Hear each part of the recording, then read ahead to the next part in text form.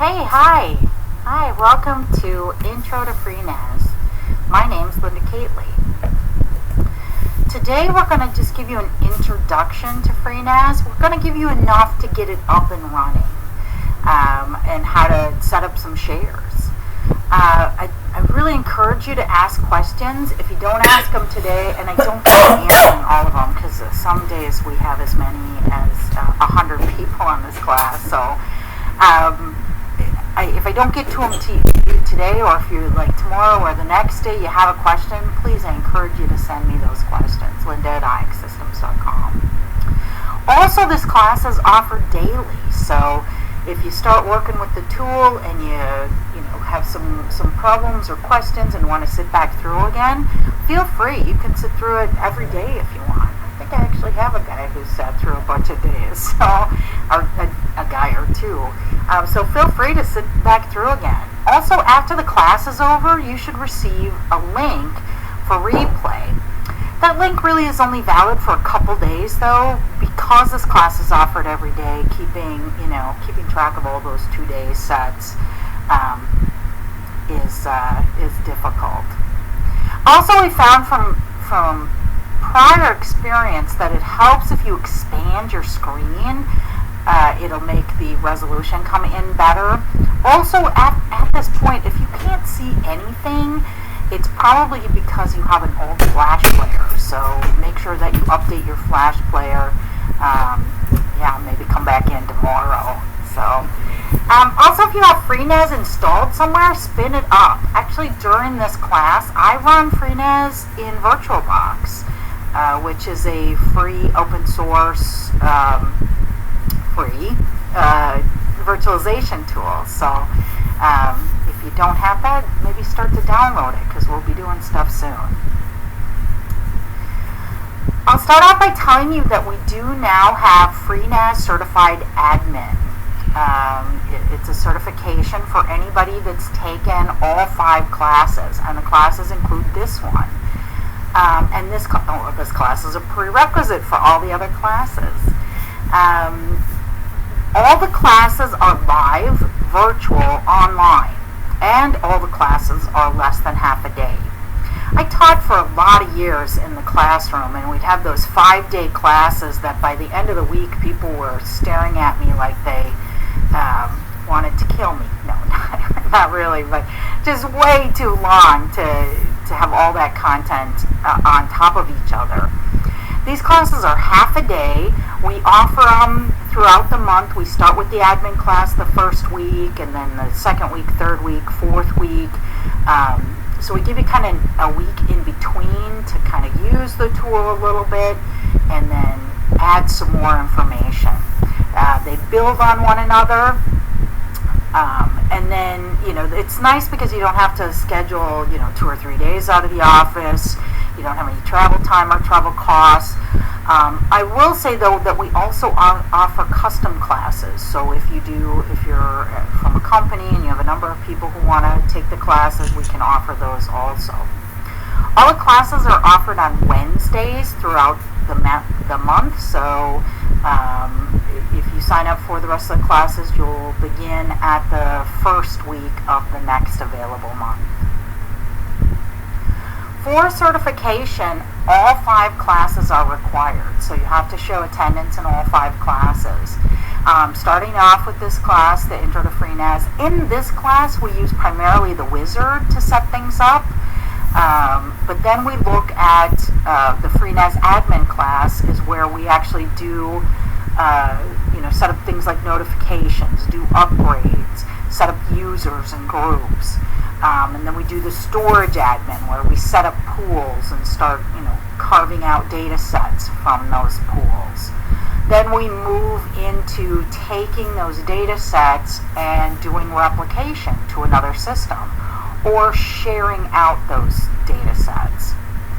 From there, we move into the hardware architecture. Actually, we just changed that name, FreeNAS Architecture and Performance Basics. Just talking about how to design a system for a specific use case.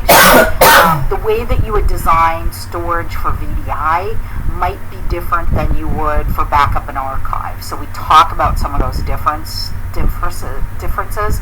And then we talk a lot about the caching inside of ZFS, both the read and the write cache, and how to position those and how to use those things. Then we move to the advanced admin class, and the advanced admin class is it's actually just a name that for everything that we weren't able to get somewhere else. So we look at some tools for debug. We spend some time setting up advanced networking. We spend some time with ZFS on the command line, a little bit of time with that.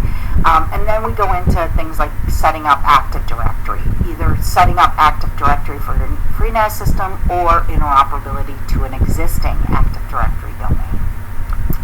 We now have testing. We do live testing where you show me your driver's license, I make sure it's you, and then we go through and test that you understand the class content in order to receive certification. So all of that information is available at the website shown on your screen. Live testing, you can't sign up for that until you take all the classes. So that's available now. We always have a promotion going on. Not always. Most of the time we have a promotion going on. Right now we have a bundle that you can get all 4 classes for the price of 3. We also have something I call a mini bundle that's 3 classes for the price of 2. If you only want to take a few of these. The classes are designed to kind of plug and play. If you already know kind of the FreeNAS basics and all you want to learn about is replication, just take the replication class.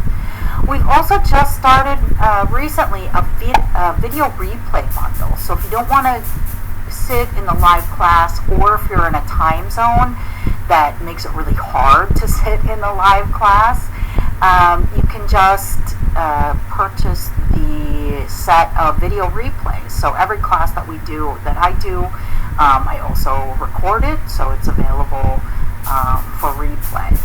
So there's a discount bundle available for that. Also, quite often, probably once a month, I do a special class for people that are in different time zones or regions. I know that the class times are set up at 10 a.m. Central Time, Central U.S. time. That may not fit with everybody. It depends on the month. I usually do an Asia PAC one month, and then a European one the next month. So if you're looking for those different time zones or those specials, let me know, because they're not published on the website. We also offer group discounts if there's more than one, and we can also create special or custom content for a specific group of people. So in any of those cases, let me know, and we'll get those scheduled for you.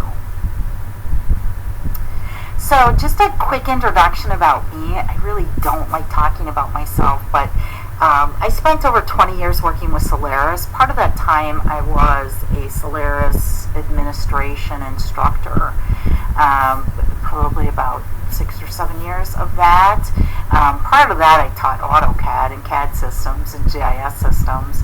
And then I also, prior to what I'm doing now, I actually worked at Sun as a global Solaris expert architect for Sun and then Oracle. Spent some time with a couple of different startups, but the thing that I enjoy the most is teaching people, and especially great technology like ZFS. I just get excited about telling as many people as I can about how cool ZFS is. So I've been teaching ZFS now just about 12 years. I actually started teaching it before it was even introduced to the beta customers at Sun. So spent a lot of time now with ZFS, and have spent my last about 3 years with OpenZFS. So in this class, let's get down to the teaching in the class. So in this class, you will learn, we're going to start off with showing you just a quick install of FreeNAS. Installing FreeNAS is very easy. It's very tiny. It's very lightweight. We'll show you how to get that installed. After that, we're going to kind of set up some different pools. I think I've got this wrong. Yeah, users and groups are kind of at the end. We will talk a little bit, though, about users and groups, and the whole idea I get these questions all the time. People will ask me, well, do I have to set up users and groups if it's just like me and my dog on my home system? Like, no. Users and groups are really all about deciding who gets access and who doesn't.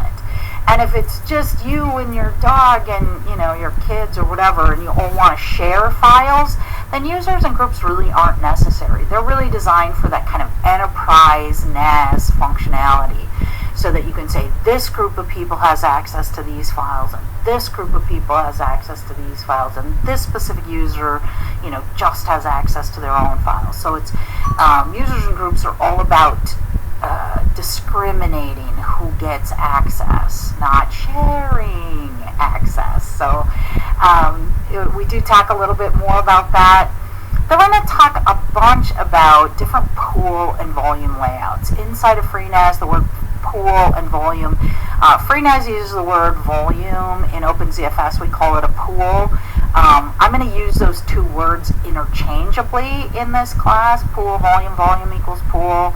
But we'll look at different layouts. If you have X number of disks, how might you lay them out?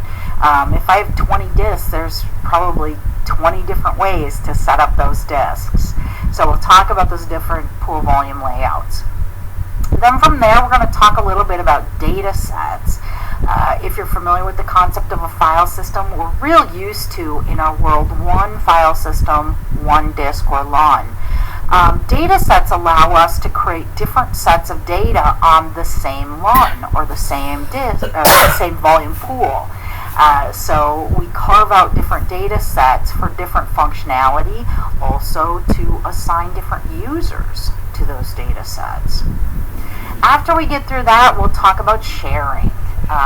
There are actually 5 different sharing protocols built into FreeNAS. So when I create a data set, I may want to determine whether I'm going to share that out over NFS or CIFS or AFP or iSCSI or WebDev is the 5th one.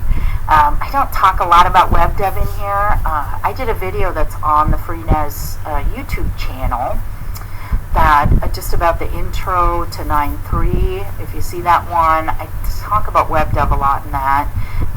WebDev is, pretty easy. If you don't know what WebDev is, it just is taking a share and sharing it out to be accessed through a browser. So you can access files and directories through a browser. So that's a cool tool. So we'll just cover the 4 main ones here, though: NFF, CIFS, AFP, and iSCSI. For iSCSI, we're going to create a really simple iSCSI LUN. So if you want to know more about iSCSI, take the sharing class. And so we'll walk through the wizard, right? And so in each part here, we'll talk about the utility, and then we'll show you how it's done inside of the wizard. So we'll create a volume pool, we'll add data sets, we'll set ownership of that data set, and then we'll share it using the wizard. So let's get started and get into install. So on my system, I'm actually just running VirtualBox. You might be able to tell that by looking at the window here. And I've booted a fairly current version of FreeNAS 9.3. When you boot the CD or DVD, whatever you're using, and you go to install, you'll see a couple of different choices here. I can install, I can have access to a shell, maybe I have to add some drivers or something on my system before I do the install. In most cases, you're just going to want to run install. I'm using VirtualBox for this installation. You'll notice, though, that I have 2 hard disk drives here. It's a good idea to mirror. Now in 9.3, you can have mirrored boot drives. That way, if one of the drives fails, you'll still be up and operational. The FreeNAS core team recommends a minimum of 8 gig for boot drive. I like to run 32 or more. As you add patches and updates, that will be additive on this boot drive, so you really don't want to run out of space there. We actually talk a lot more about boot drive configuration in the admin class.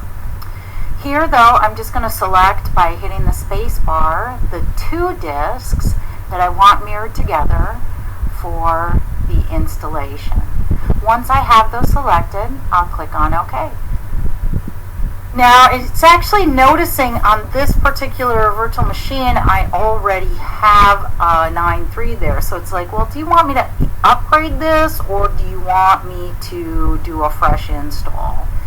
For this class, I'm just going to run a fresh install. So it does warn me that if I do this, everything on those disks is going to be deleted. So be careful. It does also say that installing on flash media is preferred. The primary reason for this is that the install is really tiny. It's less than a gigabyte in size. So using, what's the smallest disk you can buy these days? Maybe a 350 gig drive. You very rarely see a real small drive. And if you're going to use something like an SSD that is a smaller drive, SSDs in ZFS or in FreeNAS can be used very tactically, so it's kind of a waste to use them as your boot device. So you can use flash media. Definitely mirror it though, because if you're using just real inexpensive flash, the failure's probably much higher. So if you have two of them, you know that you'll be up and operational. At this point, it's going to ask you to select a root password. This can be any combination of letters and numbers. Always remember what it is here, although you can reset it later. So I'm going to have this install. This might take a couple of minutes, but once it's up and operational, we'll grab the IP address that it has been assigned, and we'll use that to log into the GUI. So I'm not going to make you sit and watch the install, and the install actually is very, very quick. The first boot kind of takes a couple minutes, but once it does boot up, you'll see on the console an IP address that you're going to use to log into the GUI. Now, the GUI isn't a way to get shares or get access to files. It's really just designed to let you manage the storage or manage the system. So here we're going to use this IP address 192.168.0.110. So let me flip over there. So let's put it in there. You probably can tell I got a lot of these around. 110. Okay, so then we get to the login screen. To log in, you're just going to want to put in root and then the password that you set during install to log in. And then the first time that you log in, it will actually start the initialization wizard. And this will kind of ask you different questions to set up your system. So you can get everything you need done in the initialization wizard to get your system up and operational. So the first thing it's going to ask you is your language. Mine is English. If you have a different keyboard map on the console, let it know. I'm going to set my time and time zone. I always do this. If you're going to interoperate with Active Directory, it's a good idea to have good time. Let's go to next. Now the next thing that it's doing, it's actually out there looking to see if you have any existing ZFS pools. And it sees one here. I'm going to skip this because we're going to set up a pool from scratch. All of the information, all the data that was on that pool before I installed is still good, still solid. And then we're going to start upsetting pools. So before we get setting up pools, let's back out of here a little bit and get some more information.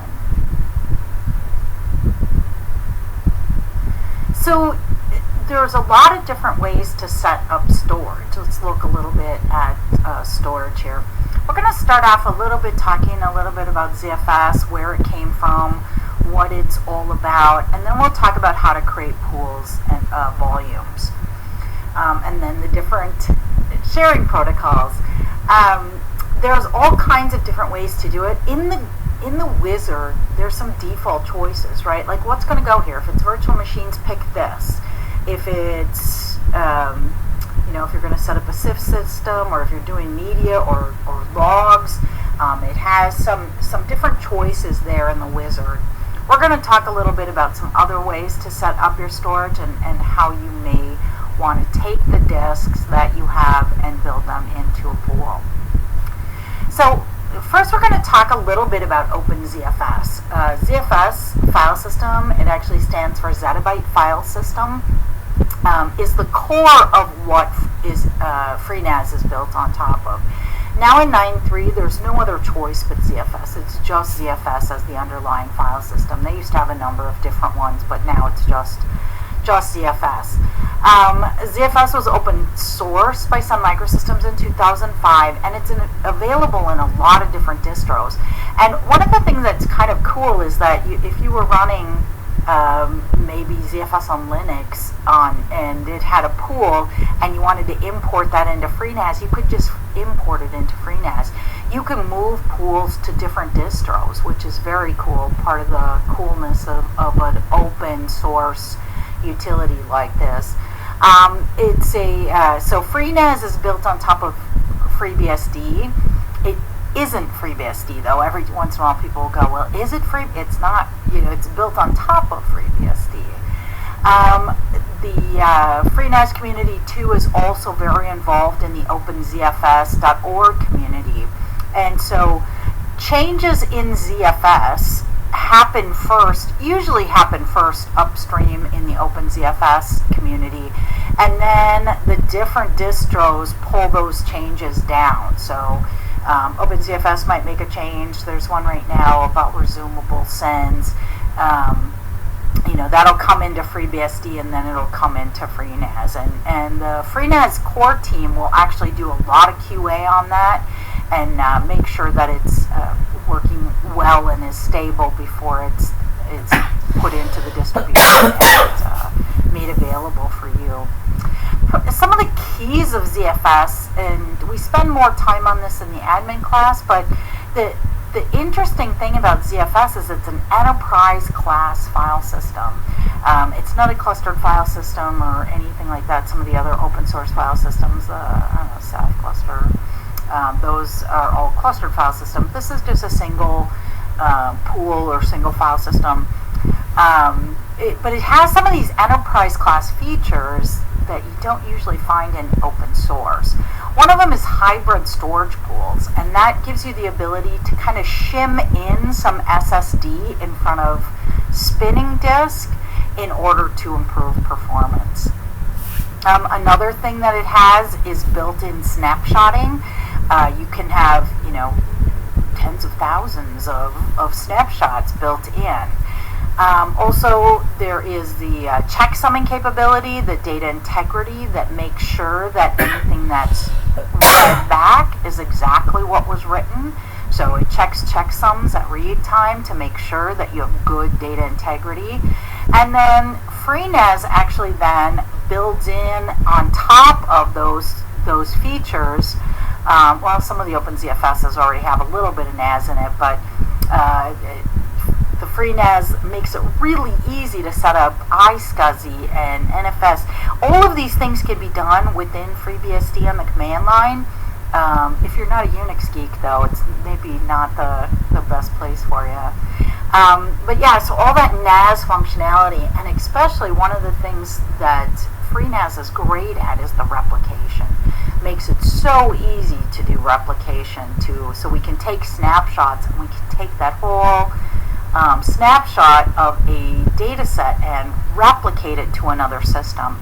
And we can have those two systems within 5 minutes of each other, which is, again, enterprise class features. Some of the key features, though, of ZFS is, again, that open and portability. Very easy to move a pool from one place to another. I actually work with all these different OpenZFS vendors, and I'm always taking disks out of one and putting them in another and pulling the pool in. The other thing is very easy to use, and then it scales to massive size. You don't have to worry about limitations inside of OpenZFS. You can have, actually I'm building a system right now with 45 8 terabyte drives. It's pretty easy to get really gigantic file systems. We also have the data integrity. We'll cover that more in the admin class. And then how easy it is to grow. You can add additional disks at any time and leave the system up and hot. That's a definite enterprise feature functionality, is that ability to add additional capacity without having to take the system down and reboot the system and rebuild, execute commands to rebuild. Very, very easy to grow. And I already talked about the built-in snapshots and replication. And inside of FreeNAS, very easy to use. So let's start talking a little bit about pools, volumes. They're called volumes inside of FreeNAS. They're called pools inside of ZFS. They're the same thing. Pool, volume. In 9.3, it's the same thing. Now, the idea behind these pools, and I like to use the word pool because we're throwing everything in, right? Like, we're going to throw all our disks into this giant pool, and we're going to let the FreeNAS system or let ZFS manage that disk. Now, it can do any of the different RAID levels. You don't need a hardware RAID card. Actually, it is not at all recommended to use hardware RAID cards at all, and it has to do with the checksums and data integrity. But, just disks is what we want. And if you have a lot of disks and you want to throw them all in, make sure that your controller knows that, so that it's in JBOD mode or pass-through mode or whatever kind of mode that's necessary. Again, we talk a little bit more about hardware specifics in the hardware class. But the idea is to throw all of your disks into one big volume. Now, if I'm going to create a volume here, I might want to create it in maybe 4 disk sets or 3 disk sets, or we put the disks together in sets, and I'll talk about that here in the next slide. But we can put multiple sets into the same pool. So here I have a pool that here's one set of 4, one set of 4, here's another set of 4, here's another set of 4. And the number of disks that are in the set contained in the pool is important when you go to add, because you typically want to add, like out here I have these 4 disks. I typically want to add in the same size set when I add to the pool. So thinking about how you might grow this thing over time has a little bit of influence on how you set it up to begin with. Now, looking at typical file systems, you usually have one file system per one disk or LUN. And in SAN architectures, they'll have LUNs, maybe multiple disks. Hardware controllers will let you see one disk. Here in ZFS, you want ZFS to see all of your disks. Then once we create this pool of disks, then we carve out data sets on top of that. We can also carve out here block storage, and we use the block storage for things like iSCSI. iSCSI is about it for right now, or if you have some other file system type, iSCSI. These different data sets, I might share this data set with Susie and this one with Bob, and so data sets really kind of are a logical organization of files that I may want to share out in a certain way. I may want to snapshot together, or I may want to keep together for other reasons. Pools and volumes. So deciding what set size or what redundancy you want to use, you really have to think about what you need.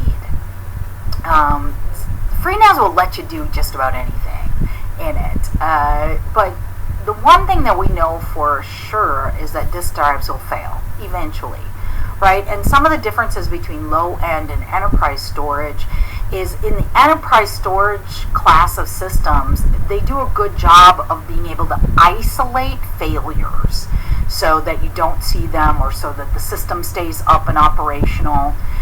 So that's the redundancy piece. How important is your data? How many disks do you want to use for redundancy? How much redundancy do you need to keep your data safe?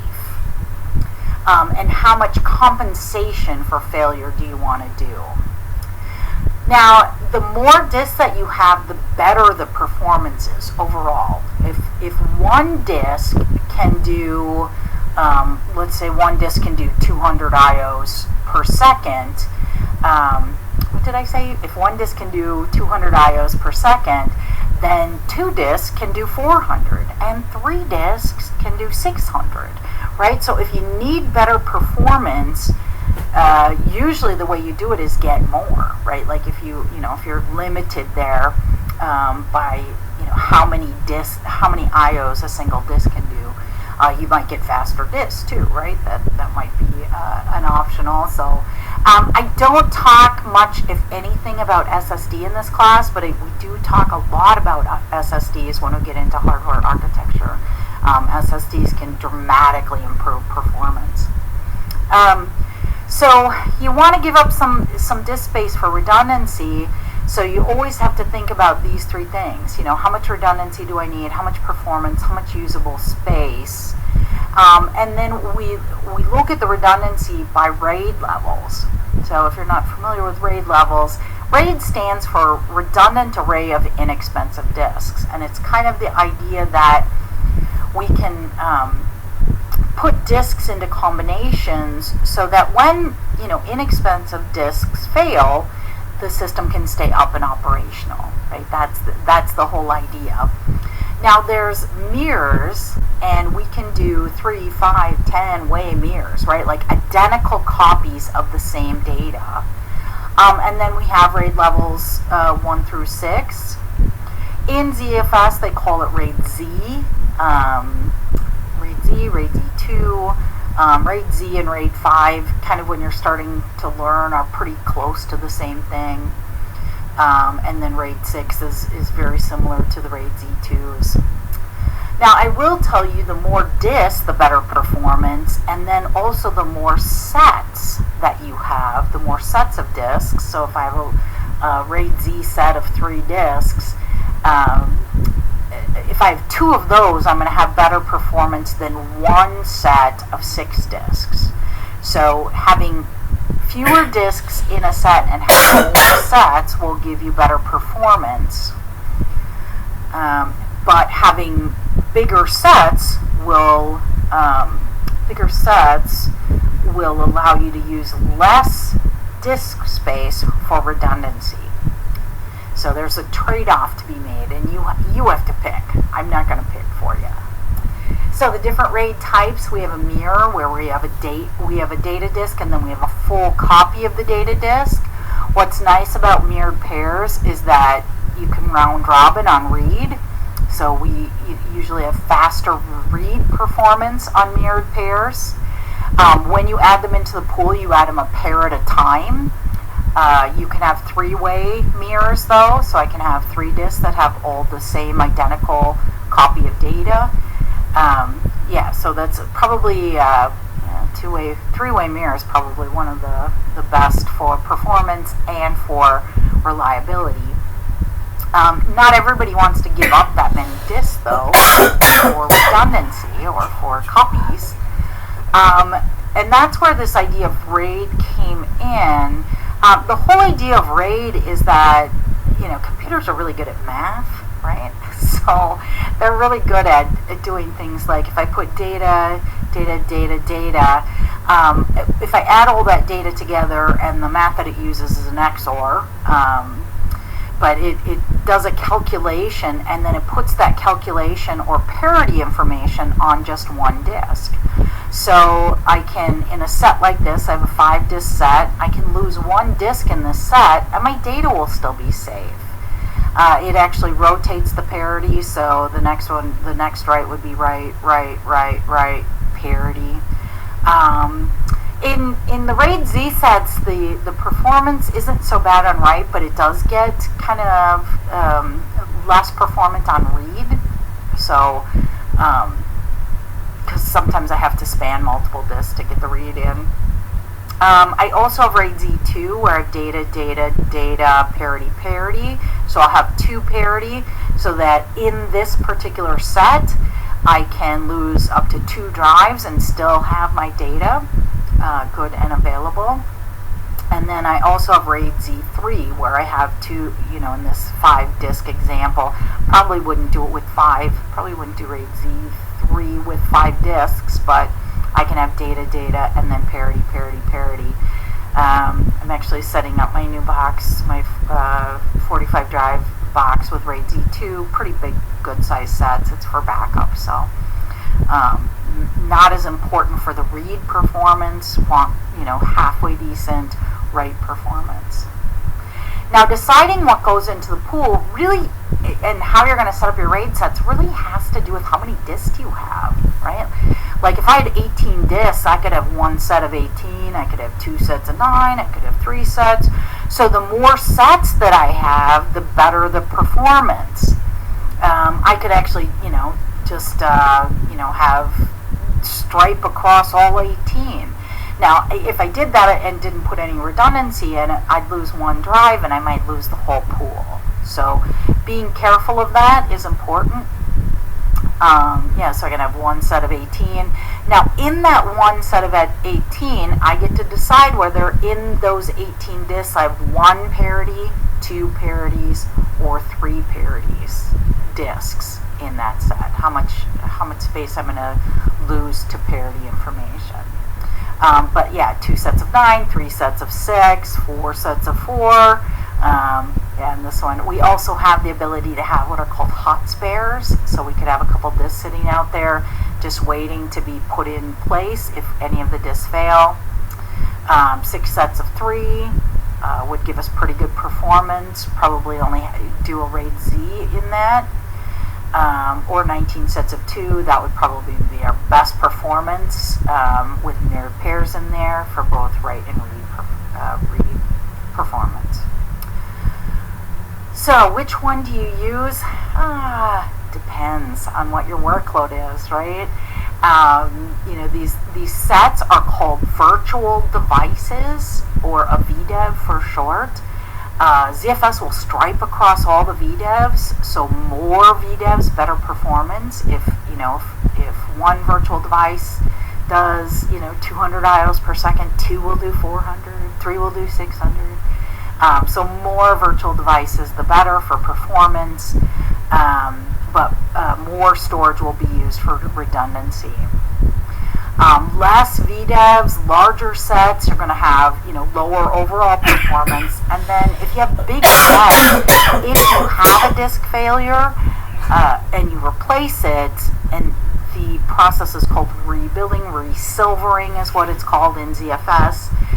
You might have longer resilvering times if your sets are very large, because they'll have to go out there and read everything and recalculate parity for all of the disks in the set. So those may take longer. But you'll use less storage for redundancy. So it really depends. Different things I do differently. If it's a backup archive system, I'm going to do that much differently than a system that I might be putting virtual machines on. So now, with all this knowledge that we have in the initialization wizard here, I'm going to give my pool a name. I don't know why I always call it big pool. And I can have it just automatically pick with the available drives. And then here, if I pick RAID 10 or mirrored pairs, it does tell me better performance. And it'll show me the disk to be formatted and the estimated size. So let's say I was doing it for backups. It shows me 3.9 terabytes, media, RAID 1, 4.5 terabytes. And if I don't use any reliability, if I don't build in any RAID for logs, it's going to be my best performance, but no reliability. So I'm going to go in here and just do mirrored pairs and click on next. So once the pool is created, the next thing in the initialization wizard is it'll ask if you have directory services that you want to connect into. If you want to connect into Active Directory, though, make sure that your time is the same as your Active Directory server, and then the Active Directory server knows about you, knows that 192.168.0.110, is this name, right? Make sure it knows who you are.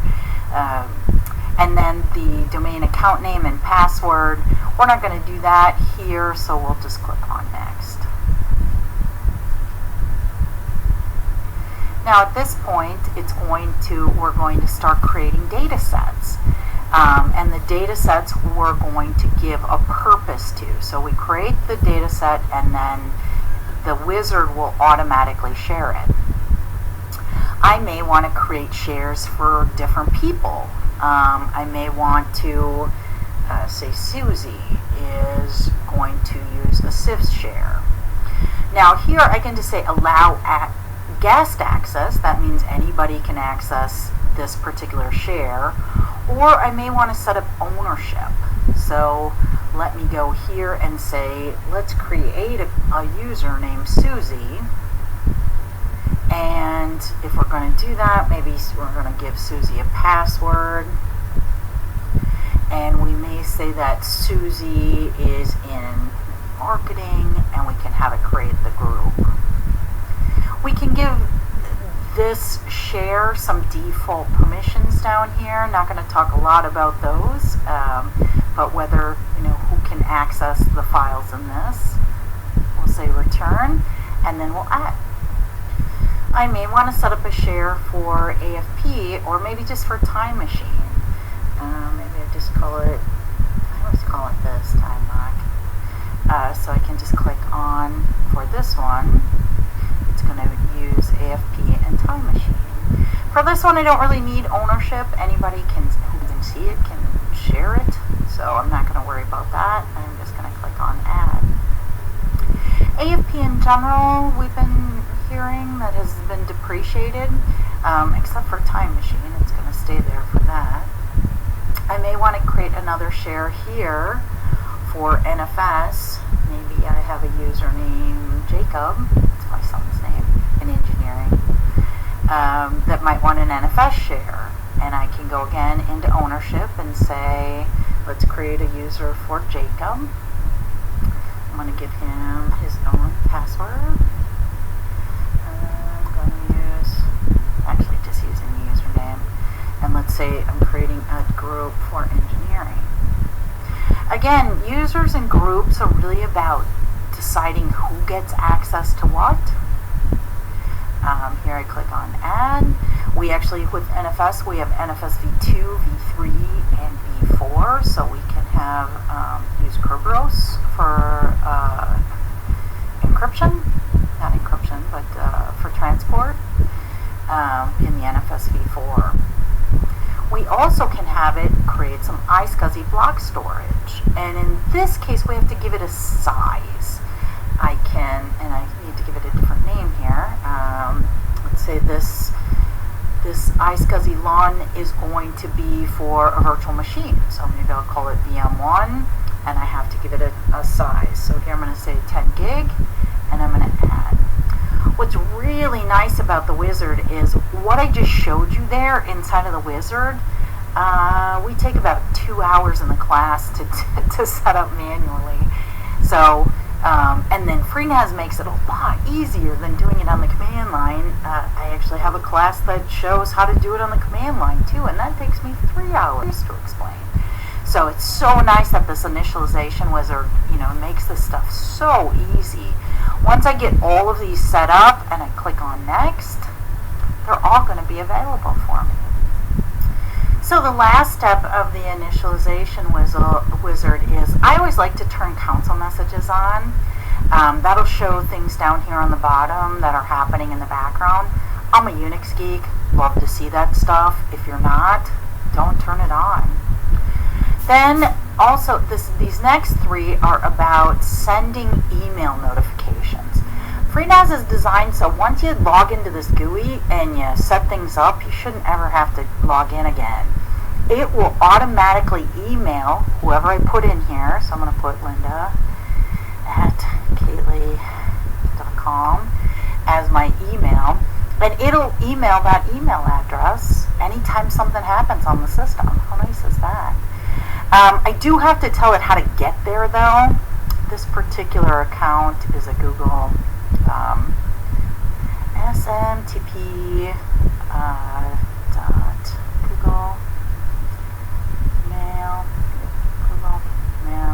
googlemail.com.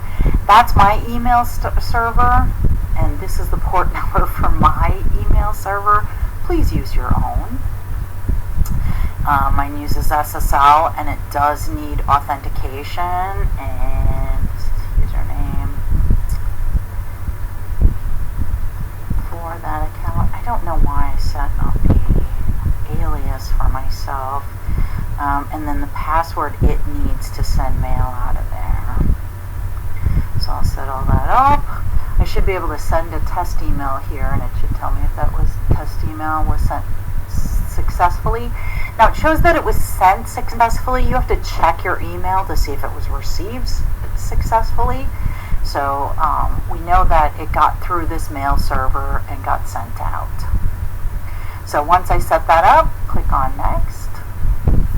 So at this point, we walked all the way through the GUI, or through the wizard, and it's going to ask us if we want to return back to the beginning, exit without saving, or confirm. So we're going to click on confirm, and it's going to do everything we asked it to do. It's going to create that pool. It's going to create the mirrored pool for virtualization. It's going to set up all those. It's going to set up data sets and shares for Susie and Jacob. It's going to set up my AFP time machine, and it's going to create an iSCSI LUN that should be available to whoever wants to. Actually, it's a real wide open iSCSI LUN. If you want to know more about controlling what initiators get access to what iSCSI LUNs, I'll have you come back and go to the replication and sharing class. But we're going to let this, well, it looks like it's getting pretty close to done here. It's about 70% done.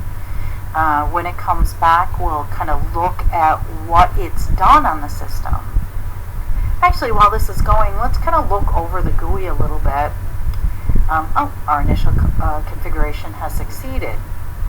So we have across the top here, the wizard is the last thing. We have it across the top here, all the tabs for everything that you may want to do on your FreeNAS system.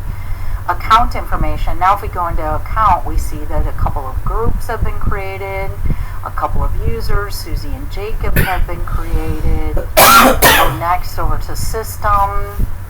It'll show us the general system information. Our time zone has been set, advanced. Council messages have been turned on in the footer. You can see down here that we're seeing council messages. If we look at tasks, we actually don't cover tasks really much in any class except for the advanced admin class, and network we cover in advanced admin.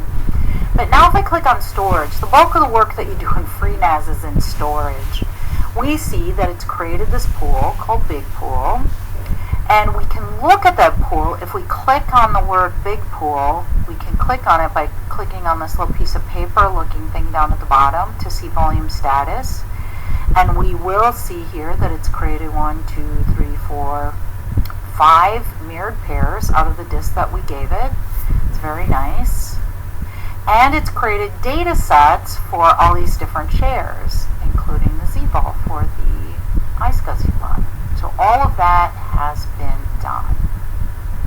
We can now go over to sharing. So the next one we'll look at sharing. We can see that this Apple share has been shared out. Go to NFS, it shows us that's been shared out. The CIFS has been shared out. And yeah, we got that all done. It's all good to go. Then we can go into services and make sure all the services have been turned on.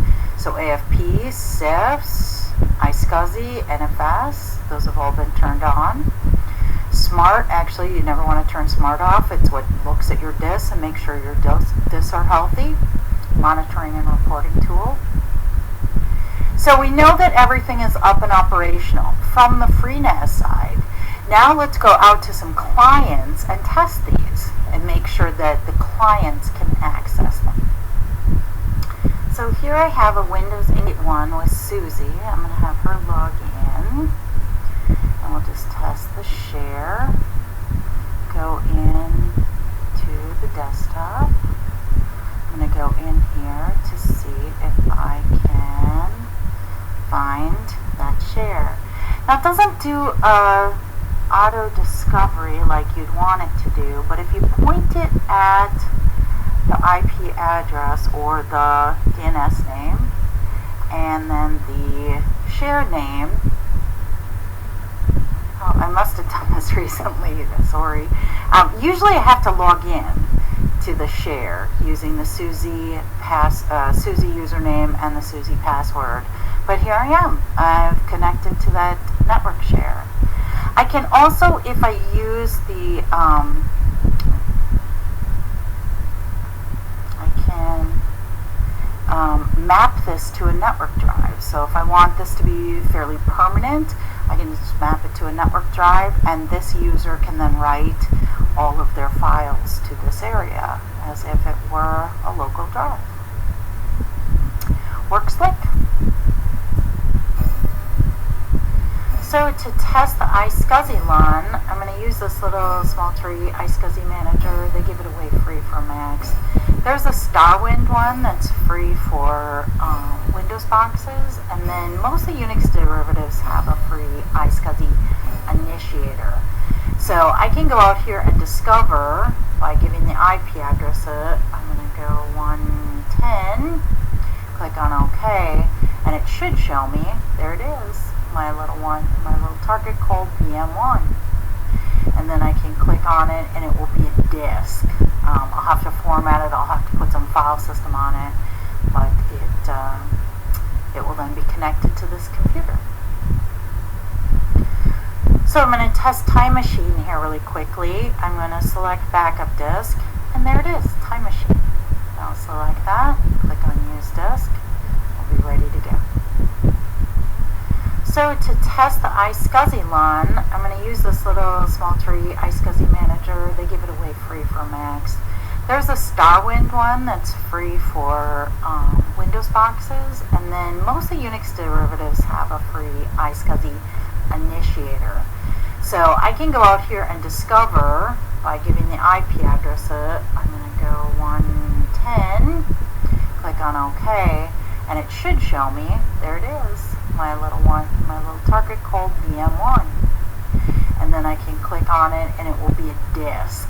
I'll have to format it, I'll have to put some file system on it, but it will then be connected to this computer.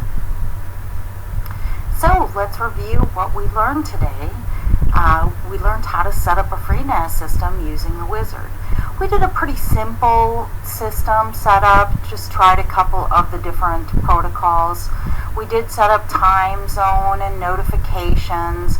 We talked a little bit about why and where you might use users and groups. We set up a pool, and we talked a little bit about different pool volume architectures. We also talked about what data sets are and when to use them. And then we set up data sets or shares for AFP, mostly for Time Machine. We did an NFS, and we did a CIFS, an authenticated CIFS. We also, through the wizard, set up an iSCSI target. So all of these things are available, a lot more information to learn about these things in the certification classes. We have the other classes. We have the FreeNAS admin, where we go into detail about different settings that you may put on your system, more detail around storage, different kinds of storage pools, also adding some of the different devices and replacing disks, adding things like hot spares, cache disk, log disk, and those different things, running scrub. Then we also have a class on replication and sharing. Replication is so cool inside of FreeNAS. Just take a snapshot and you can replicate that to another system running FreeNAS or FreeBSD or OpenZFS. Then we also talk about the shares in a little bit more detail. Then we talk about different hardware architectures for different use cases, how you might create a system that would do backup versus a CIFS versus maybe a VDI. And then talk about some of the key performance architectures. You can always make it faster, right? Like you can, I can go 40 gig NICs and all SSD and terabyte of RAM and 400 CPUs. We talk about reasonable architectures for the size and quantity of disk that you need. And then we have the advanced admin class where we talk about advanced networking, interoperating with the directory structures, doing some debug, being able to look around the system, and then look in more detail around disk, what information we can find out about disk. So if you have any other questions, please feel free to contact me. Questions, Linda at ixsystems.com, and I'm almost always on Skype if you want to. I use Skype not for face chatting, but I use it for just kind of a one-to-one chat. So, also want to put in a plug for FreeNAS systems. If you want to get a system and it's already done and it's got the hardware and they know what controllers to use and what NICs to use and what disks to use, talk to the FreeNAS people. You can email them at sales@ixsystems.com. And thank you for your time.